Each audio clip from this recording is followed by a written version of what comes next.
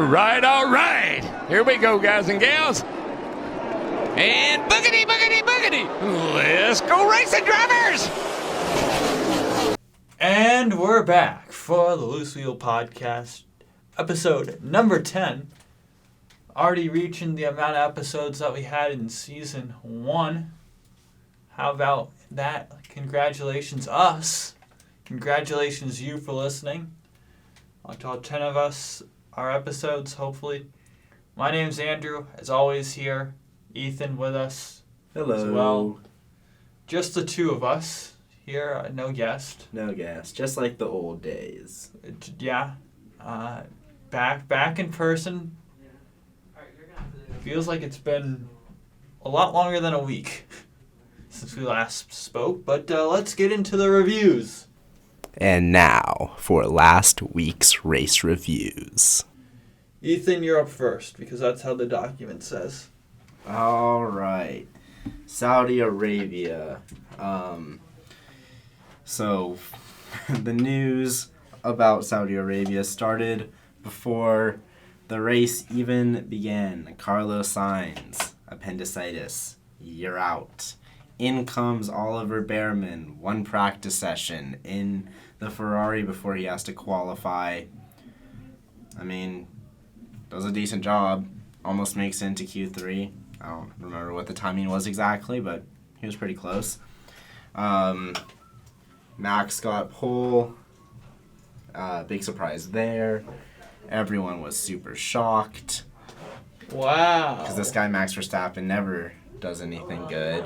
I will say for our picks is Ethan was generous enough to let me swap out Sainz for Leclerc. Yes, yeah. Because Sainz obviously didn't take part in the real action of the weekend. We don't give out pick points for FP1. practice one. Yeah. Imagine if we did. So I would headbutt a wall. So, getting into the racing, things started off, pretty normal, at least for Saudi Arabia. There was some moves being done all over the grid.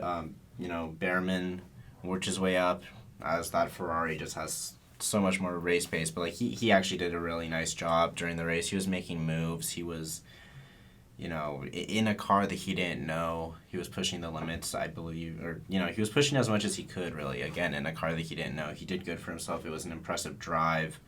But the big thing that came and changed the entire race was Lance Stroll clipping the wall, causing his steering to break, sending him into another wall, bringing out the yellows. Lance, why did you do that? Not very smart. And then his engineer. Yeah, his engineer was hilarious. Can you bring it back into the pits? No, I'm in the bleeping wall. So that was some good top tier fun. But when Lance crashed into the wall, we saw practically everyone come into pit except for Lando Norris, Lewis Hamilton, a Haas and a Sauber.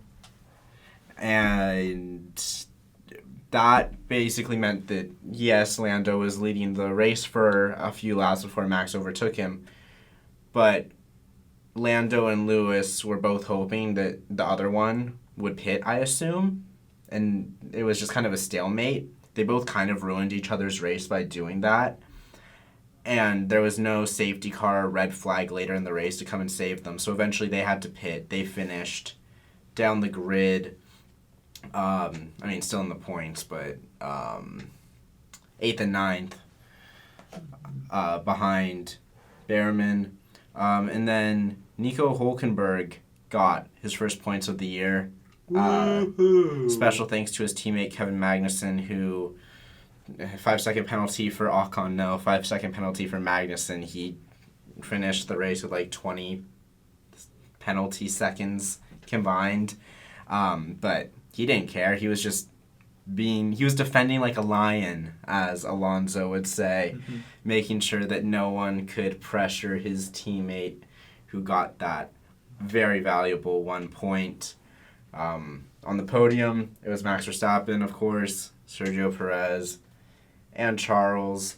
And the Ferraris after the race were talking up the car a lot in recent days. They've said, they feel like they can challenge Red Bull at times this year and all that good stuff that you want to hear, but also that, although, challenging Sergio, yeah, you can believe that. I'm not really sure if anyone's going to be challenging Max. He's just so good. Don't get your hopes up too high.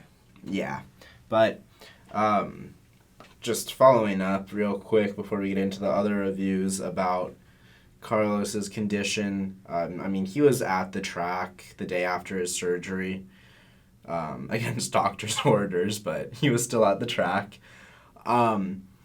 He took it, I think he took it well. He seemed fine. He was making jokes on Instagram. He said it was a smooth operation.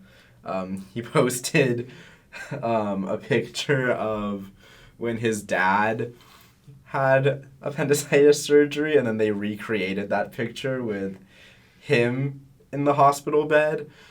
So that was, that was funny. He took it all in good stride, and I know that he's going to want to get back into that car in Australia. He said as much, and he most likely will be able to. We saw in Italy last year, or 2 years ago, I guess, when Alex Albon had appendicitis and Nick DeVries took over that seat, and then there was a week off, and then Singapore, I believe it was, Albon was back in the car. There's another off week before Australia. So I think that Carlos should be good to race in Australia. Yeah. He's going to want to race in Australia. So thank you for your services, Oliver Bearman. It's back to Formula 2 with you. Yeah, my thought is that I wasn't impressed by it. I didn't By watch what? By Bearman's drive. Really? Even though I didn't watch the race, so that tells you all you need to know. But looking at the results, in a car that should probably finish third or fourth, where it is, qualifying 11th and finishing 7th. Yes, it is your first race. Is not up to the Ferrari standards. Yeah, but he's 18 and he had one practice session. He raced. He had a really nice weekend, considering that. He made good moves. He made good racing moves. I didn't see that, which he could have done. But I look at what DeVries did. Everyone's saying, "Oh wow, what a drive from DeVries, getting points in a Williams." It was Italy though. That's a track that Williams is supposed to get points on. And DeVries is much more experienced than Bearman.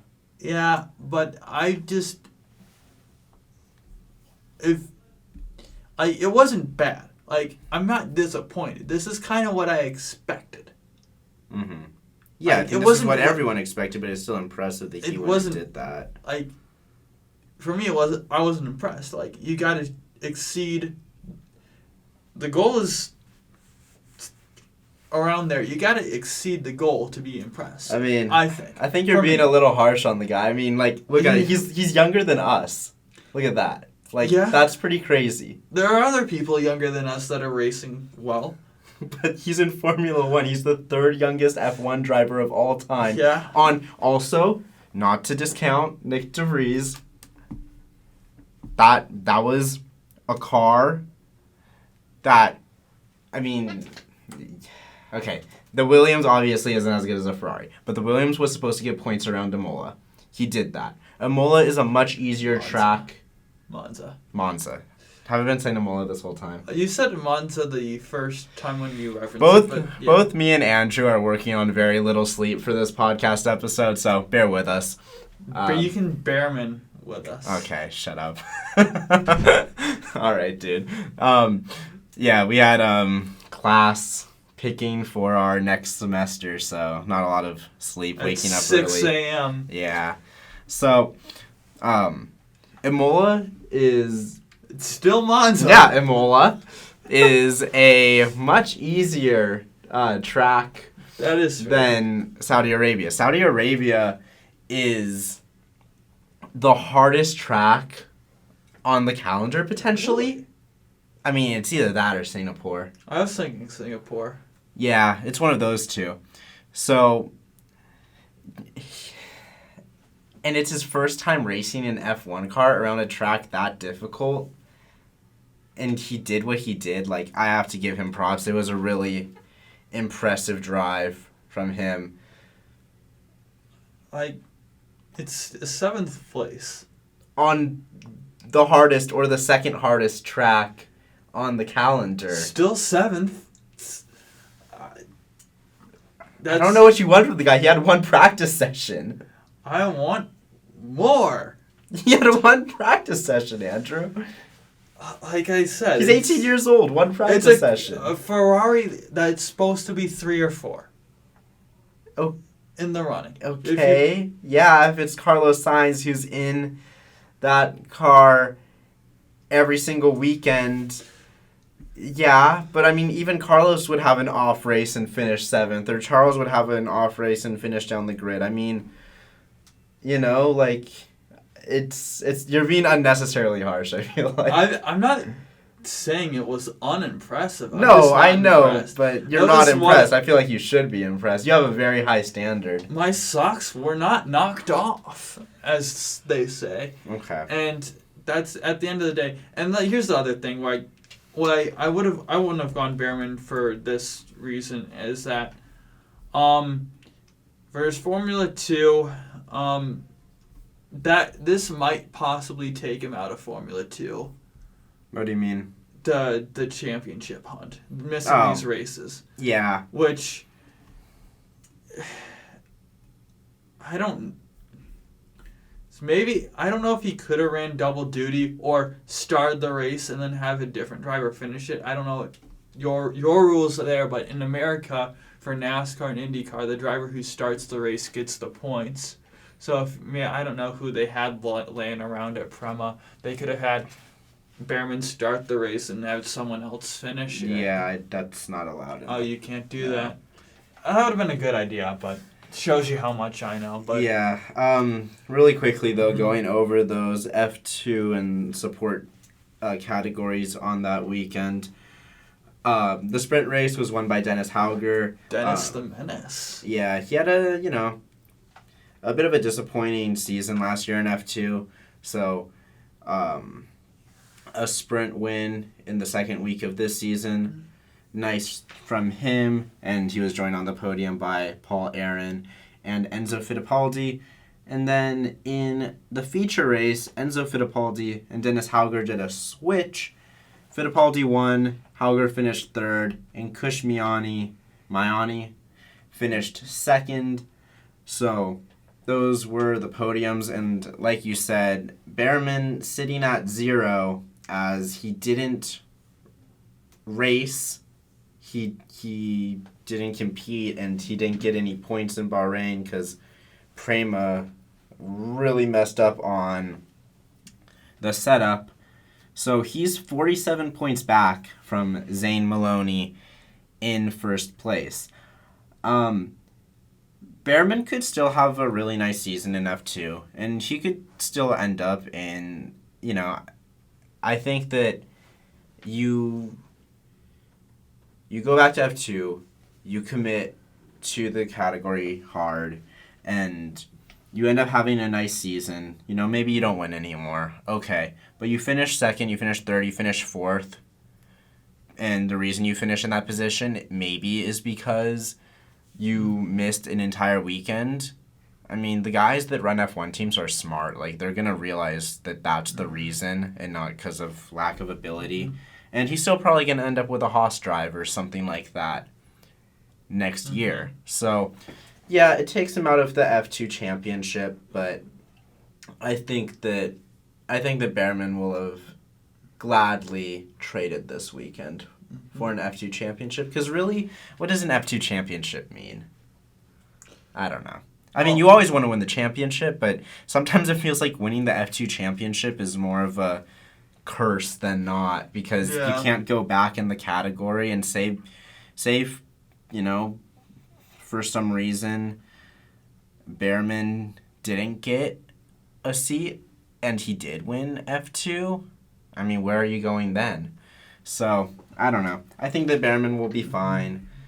And then... Well, what concerns me is, say Bearman just, for whatever reason, just doesn't return to form. Something's off at premise, something's off somewhere, and only climbs to, 10th or something. I think then maybe we start having some discussions that, maybe that wasn't the best move for him, so... Maybe, possible. but then that's also just on Prema not delivering a good car. Who knows? But who Prema knows what bounced. Kimi will be. Prema bounced back in Saudi Arabia. I mean, Kimi got 6th in, Both races? both races. Yeah. Consistency is key. So, nice little bounce back there. We'll see how it continues, and then going on over to the F1 Academy Series. Dorian Pin destroyed everyone. She won the first race, and then in the second race, the only reason she didn't win is because of basically she didn't see the flag because the flag waver was waving from an obscured position. Weird stuff. I believe that was the second race because, I mean, I didn't really pay much attention to F1 Academy. I'm sorry, but... I believe that is what happened in the second race because it shows that she still won the first race. And I know she was amazing all weekend. So Abby Pulling was there to pick up the points. She finished second in the first race. She won the second race because of that. Maya Woog, I don't know if that's how you say it. She finished third in the first race, finished second in the... second race, and then Nara Marti finished third in the second race. Her brother or cousin or family member or something is Pepe Marti, who's in F2 right now. So there you go. So, weird first weekend of F1 Academy because of that penalty situation thing. But, yeah, it seems like it's Dorian. I mean, she's in third right now because she didn't, she got knocked down in that second race, but it really does seem like it's her championship to lose. It seems like she's really a step above the competition, which, not to be disrespectful to the competition, but that's just the way it seemed in the first round. Jamie Chadwick 2.0? Question mark? Yeah, seems that way. Anyway... We're going to move on to the racing at Phoenix, which I was present at for the Cup race. It was a rare Cup race to watch on TV for me. Good. I watched the entire race. Good. And, I mean, sometimes, I don't want to do the entire race. Yeah. Starting off with ARCA, a couple things happened of note. William Sawalich won. The race was delayed. Or actually ended up being shortened due to weather. That's how you know NASCAR's in town when weather's in town. Couple of notes. Cody Dennison, who has raced the first two races, has DNQ'd for both of them. So that's an unfortunate stat for him. And then in her debut, Isabella Robusto finished 6th and looked impressive at times. So maybe something to see there. Another fellow ASU student. So that's pretty neat. Wait, what? Yeah. Moving into... What's up? The NASCAR Xfinity Series. There was a big wreck on the backstretch. Took out a bunch of leaders. So then Justin Allgaier was leading. 3 laps to go, he cut a tire, which sent it into overtime. And Chandler Smith got his second career Xfinity Series victory and making Ethan look like a genius. But moving on to Cup, I was there. I was at that race. It was a very good race. Every time I am not there, I always say, man, they do a terrible job on TV showing it. And they must have done it again, because it was actually a pretty good race. A lot of people on the interwebs were saying, oh, this is bad. Phoenix needs to get rid of its second race. Da-da-da-da, da-da-da-da. And quite frankly, yes, Phoenix does need to get rid of its second race, but it's not as bad as it seems. I look at places like Richmond, Kansas, Las Vegas. 3 tracks that have 2 races that don't deserve their second race either. So that's just, second races should be for right now, Talladega, Daytona, Bristol, Martinsville, and then Charlotte because they have 2 distinct races. Everyone else should have 1. And that includes Atlanta. But yeah. There was a rumor I saw Homestead's going to be the championship again in 2025. Please.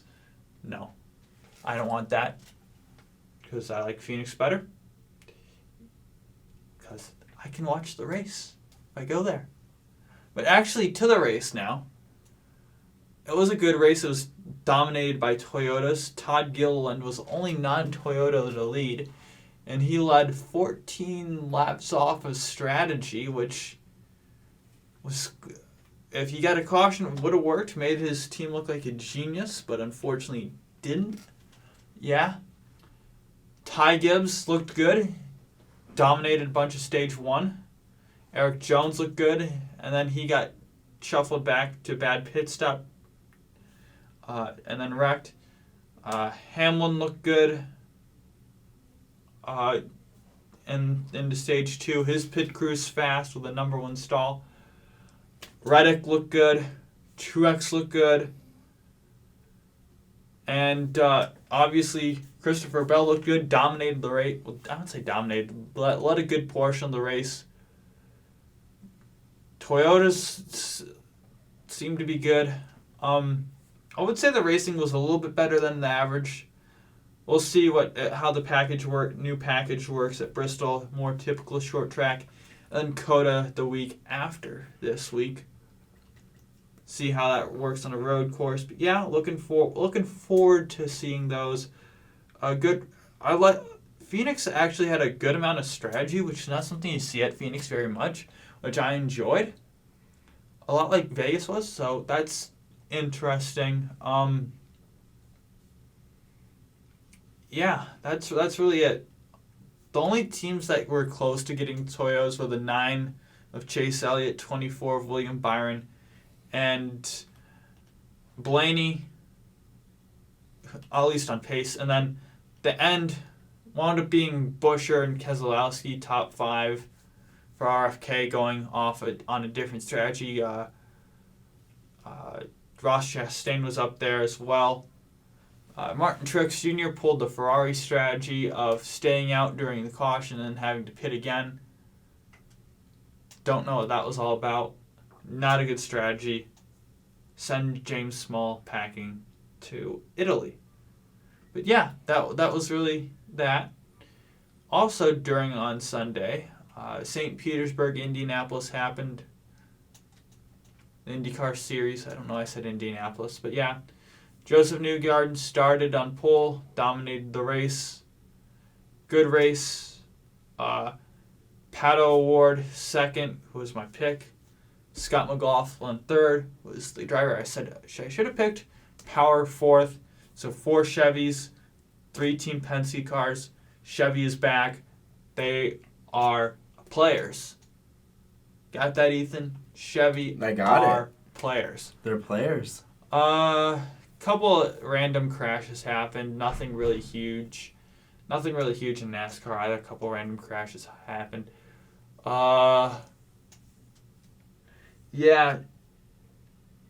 Like,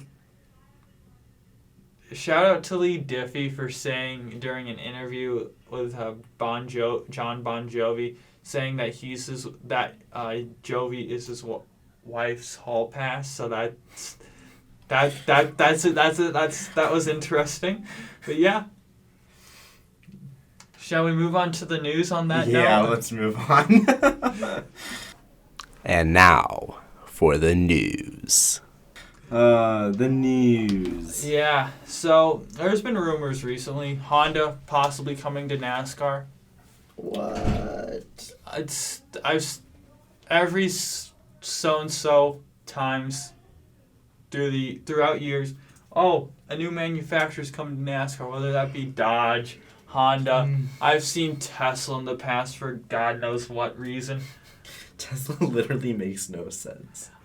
Yeah, Hey, but big shout out to that one Dodge that was running for years after Dodge, like the zombie Dodge the zombie is what they Dodge. called it. Big shout out.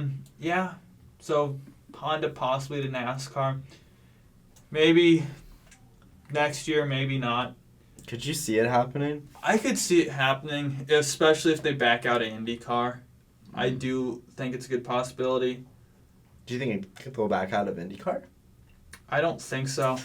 But if they back out, they're probably going to go into NASCAR because they're probably going to want to spend some money somewhere. So would that just mean more NASCAR teams, or would teams switch affiliations? Teams switch affiliations. Okay. So what I'd see, regardless of what happening, is Stuart Haas would switch to Honda. They're likely going to leave Ford this year because they've just fallen down the pecking order there. So I would see Honda wanting to pick up Stuart Haas. Spire, because they have a good connection with Andretti sponsors. You look at Delaware Life, Gainbridge, Group 1001, and the other, I think there's another one. I don't know. I can't think right now. There might be another one, there might not. I don't think there is, but yeah. Marco Andretti running for them in the past. So maybe they might want to team up, possibly, as a thing. I've heard that as a rumor for a while now. And possibly Colleague, good Xfinity team, getting their Cup team would just get them more cars and a good Xfinity program to lean on in Xfinity. So you've got Powerhouse, former Powerhouse and Cup trucks, current Powerhouse and trucks in Xfinity with Spire and Colleague respectively. So I could see that be happening. Could also see on other teams switching over, maybe Rick Ware Racing, maybe JTG Daughtry Racing. That's all I see there. Moving on back to IndyCar. Indy 500 field likely set 35 after Foyt opts to stay at 2. But it would have to be some Chevy team wanting another entry. Don't see any Chevy teams wanting another entry. Honda's maxed out on their engine capacity that they're willing to do. So you have the 27 full-time entries, and then here are your 8 extras. I can do math. You have Christian Rasmussen and the Ed Carpenter extra car. I think they're numbering it 19 this year. You have Marco Andretti in the 98. You have, for obviously Andretti Autosport with Herta, Andretti, and Curb, and someone else, I think. You have the Kyle Larson, Arrow, McLaren, Hendrick, Chevrolet. You have that. There's other ones. My brain power is not good right now. Ethan said it earlier. You also have Able Motorsports with RC Enerson coming in from their part-time deal. Dreyer and Reinbold with Cusick for Ryan Hunter-Ray, Connor Daly, Takuma and Elio Castroneves in the drive for 5 with Meyer Shank. Then Takuma Sato in the RLL car. So we'll see if anyone wants to add. I don't think anyone will, but you never know. You could be surprised. And David Malukas set to miss the 1 million Thermal Club IndyCar race. Unfortunate for David with his injury. Want to make sure those things heal. But that would have been a good race to just get a baseline in with the team. You miss the one race, but you get a solid warm-up race that isn't for anything, really. So that would have been good for them, but not. So on to the Formula One news, Ethan. Do you want to take these? Yeah. So, first up, we have Christian Horner's accuser was suspended by Red Bull following the investigation. There really isn't much information beyond that. It's really weird. Yeah. Like suspending the accuser, I don't know. It's very it's not a strange. good look. Yeah.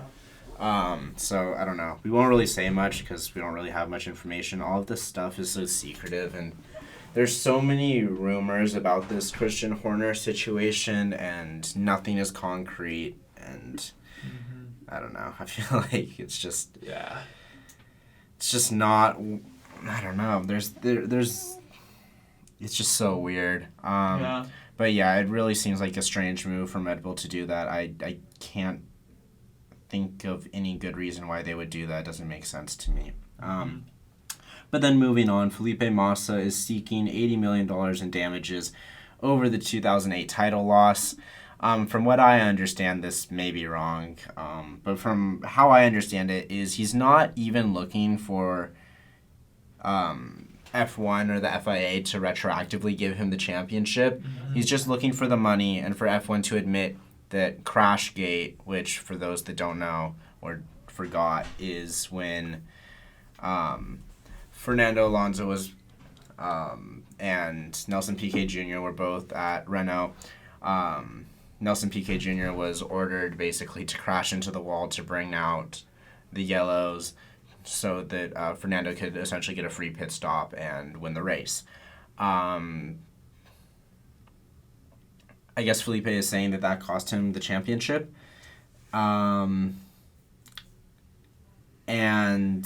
he wants money for that. So we'll see where it goes. I don't think it's going to go anywhere. Yeah. It's really unfortunate for him that happened. Messed with his opportunity to win a title. Is like if you were to discard that race from championship results, Massa would win the title. And that's his point. It's very sticky stuff. But yeah. Moving on to IMSA, they're considering implementing torque sensors on GTD classes. They already have it in GTP. WEC has it in both of their classes, which are the same classes that IMSA has. So, would make sense to do that next year. They sound like they're going to do it. Just help monitor things, help get balance of performance better, not have stuff like that happened this year with BMW and Ferrari getting their points taken away. Just to help combat that, get better BOP.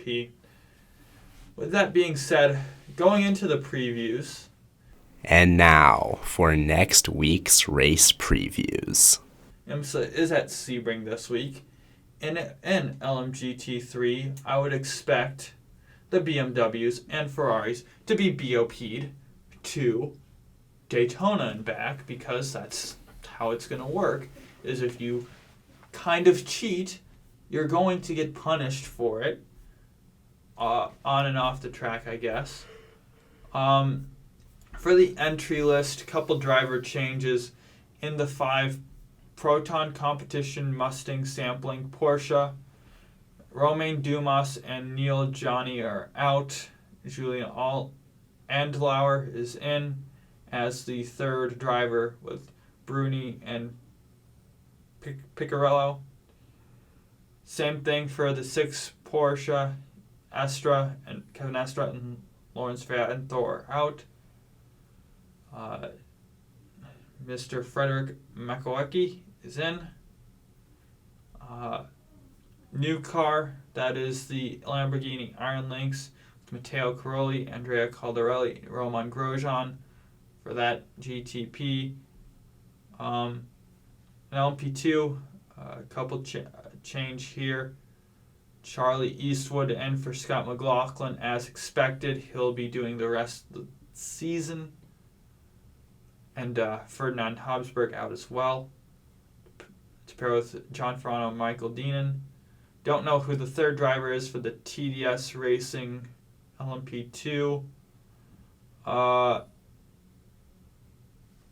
Dragon Speed getting a whole new look from James Allen, Sebastian Alvarez, Eric Lux, Kevin Simpson, now Henrik Hedman, Matt Jacobson, and Rasmus Lind.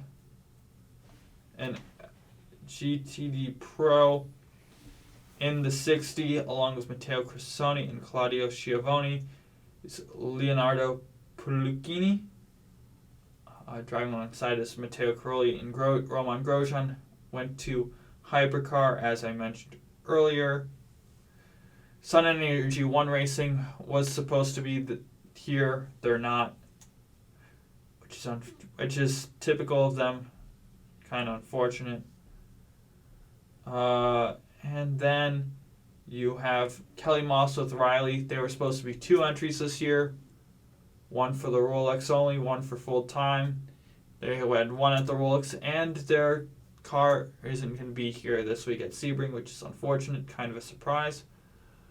Your winners last year at the 12 Hours of Sebring were Wheel and Engineering Racing, 31 Cadillac, that on a last lap wreck not last lap, but last green flag lap wreck pass that were at the time Jack Aitken, Pippo Durrani, Alexander Sims.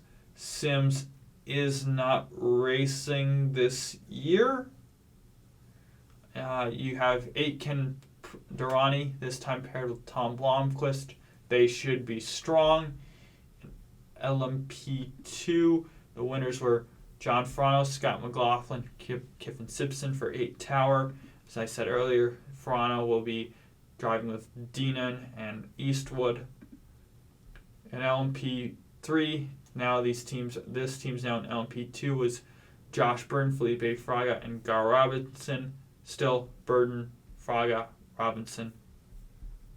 And then GTD Pro was Klaus Backler, Patrick Pile, Lawrence Van Thor. None of them are returning in their car. But the FAF Motorsports number 9 team is still there. Instead of a Porsche, they're now in a McLaren. And GTD winners last year were Paul Miller Racing, Corey Lewis, Brian Sellers, Madison Snow. They went up. The team in Sellers and Snow went up to the pro class, and Corey Lewis is staying around for Proton competition in this class, so he'll look to go back-to-back, driving with Ryan Hardwick and Gianmarco Lavorato. I'm sorry, I'm not Italian. I can't read Italian names for the life of me. Let's see that. Too bad we didn't have... Yeah, I don't know. Yeah, I'm not trying to read Italian names here. This is not my specialty. Alongside I was thinking of taking Italian. Yeah. Sounds like a fun language. Yeah. Bristol is also this weekend. Got Cup and Trucks racing, short track racing. Expect beating, banging. Yeah. Expect a lot of aggressive drivers, unhappy drivers. Is that just how it is? No Xfinity first off weekend for them this year. No ARCA. First off weekend for ARCA as a whole this year. I will mention ARCA in the ARCA race because it was a combination race between ARCA and ARCA West. All the West cars qualified in. Good job to the West Series, representing the best coast. But yeah. With all that being said, shall we move into the picks, Ethan? Let's do it. And now for next week's race picks. Let's go over last week's first. Last week's picks.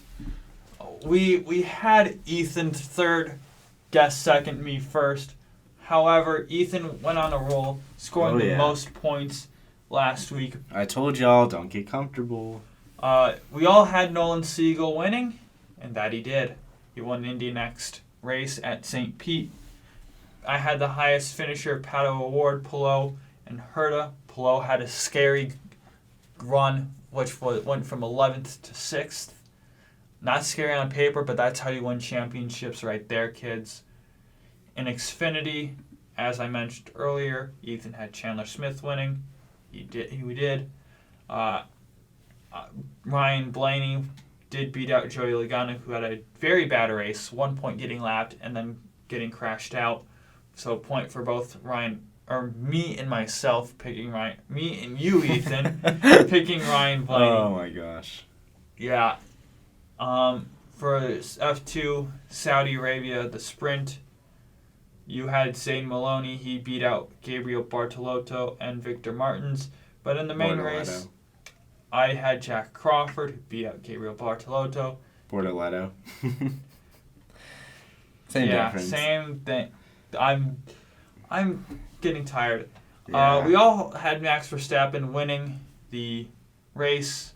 Yeah. And then we all had Perez and Leclerc on the podium. Yeah. You and I, Ethan, had them in the correct order. Our guest, my father, did not. Yeah, your dad sold for the guest picks, man. So now it's points. I'm up 56, Ethan 47, guest 36. It is possible for the guests to pass me and you. Got a guest who's picked before has a good record picking. What's Alex's record picking? He's got 5 points in one race, so that's kind of Okay. good. So that's probably going to fall down because he's not perfect, unfortunately. With that being said... Last time you picked Denny Hamlin won. Yeah, with that being said, for the truck race, he picked Cup winner, Cup driver Kyle Busch. Because Cup driver. Yeah. Ethan? Yeah, I was going to pick Kyle Busch, but I need to kind of strike a balance between taking risks to try and pass you while still playing kind of smart. So, Corey Heim, he's been good at Bristol, and he's been good to start the year. Let's see if he can get that win. Mm-hmm. I'm also going with Kyle Busch. Again, Cup driver at one of his best tracks and trucks. Should be tough competition. Yeah. Already said that the guest picked Denny Hamlin. Yeah, they did pick Denny Hamlin, who is good at short tracks. I don't know if he's the best at Bristol. I think of more of him as a Richmond, Martinsville guy. I don't know how the stats pack up, but he is good at short tracks, so good pick there. Yeah. Mr. Ethan. I'm taking Kyle Larson after I said I would never take Kyle Larson again. I didn't really know who to pick. He's done, pretty good at Bristol. So I don't know. Prove me right this time, Kyle, or else I am never picking you again, for real. We'll see how long you last with that. I am going with Kyle Busch. This was the first sight of the weekend sweep for him of when he won Trucks, Xfinity, and Cup all in one weekend. When was that? I want to say 2017, 2018. Either then, the fall race. But he's going to do the double sweep, or the two-race sweep, bring out the broom and the sword, because that's what you get for winning at Bristol. That's your trophy. So, Kyle Busch. Yeah. Moving on to IMSA at Sebring, the great half racetrack. We have our guest picked Iron Lynx, the Lamborghini, because see what they can do in their first race will be interesting. Ethan, who do you have? I have the number 7 Porsche. I believe they won Daytona. And they are very good, very talented, very good drivers. They're going back to back. They were running well last year before getting taken out on a last final hour. This is the best NASCAR trophy. final hour crash. Miles the Monster, Dover. Ethan's a big Miles. I like the sword. I like the sword. I also like the grandfather clock from Martinsville. They're all S tier trophies. But getting back to the point at hand, I'm also going with a 7 Porsche for Sebring. Our guest is going for LMP2, and he's going with Dragon Speed for the same reason as the first guest picked Dragon Speed for the Rolex. If you remember, because they have a cool name. It is a cool name. New driver lineup. Let's see if it can work out. Yeah, I'm going with the number 8 Tower because I believe they did win last time out. But I'm going with the Rolex 24 winners, Aero Motorsport, which features Connor Zilic, I think is how he pronounces his name, or Zilch or something. Butchered that probably. The driver younger than us, who's impressive. And he's really fast. We talked about drivers younger than us earlier. Yeah. Moving on to the guest pick for GTD Pro. They picked Paul Miller, won in GTD Am last year. So yeah, that's a good pick. Ethan, what do you have in store? the number 9 Faf, is that how you say that? Yes. Yeah, I just like their driver lineup, really. I think they have a good chance to be competitive with that driver lineup if they have a good car. Yeah. I'm going with Vassar Sullivan 14 Lexus because that's what just stuck out to me. Don't like the Ferraris, don't like the BMWs. I just thought they were the best team of choice. And for GTD, the guys took the 96 Turner car. Turner's been good in the past. In general, looking to find what they once were. Ethan, what do you have? I have the Iron Dames. Dorian Pin has momentum. She's going to carry that team to victory in that category. Not overall. That would be. Well, Dorian Pin isn't racing. She not? No, it's Sarah Bovey, Rahel Frey, and Michelle Gadding. It said she was on what I was looking she's at. She's the 4th driver for the Rolex only. Surprise, surprise. No, I demand a repick. Well, you get a repick. What do you want? I am going to pick. Oh no. Who do I pick? Oh, I got him into pickle, boys. You obviously want.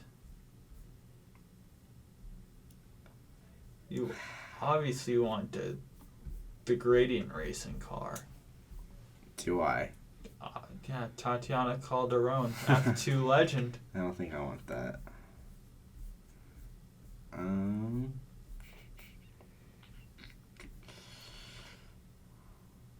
He's thinking hard. Or hardly thinking. One of those two. I don't know. I'll go with.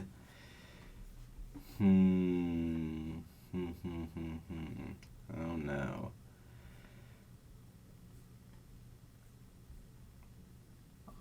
I'll go with Proton because that's a fun name. It worked. It's worked in the past to pick fun names. I'm updating the sheet. So I picked. I don't know who to pick. Yeah, Proton. I picked the Heart of Racing Aston Martin. For a good driver lineup, you've got the young Canadian Roman DeAngelis, Ian James, and Zachary Robichon. So yeah. No, I am picking. You're changing your mind? What in the world is this? Yeah, no, I get to do this. I'm allowed to. Making up rules on the fly. Who won last weekend in Daytona, or whenever Daytona was? That was Windward Racing. You want them? Are they racing again? Yes. No, I want A, of course. They're angry because they only finished second. Final pick. Okay, write it in. I already changed it once. Make sure to put the number as well. What's their number? It's your job. Huh?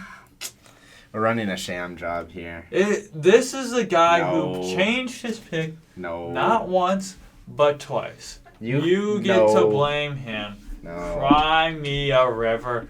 To me, it looked like he actually lost the wheel. The wheel for Ross Chastain is still and perfect. Wheel on the track. Did you leave the wheel loose? You picked the fine time to leave me loose, wheel.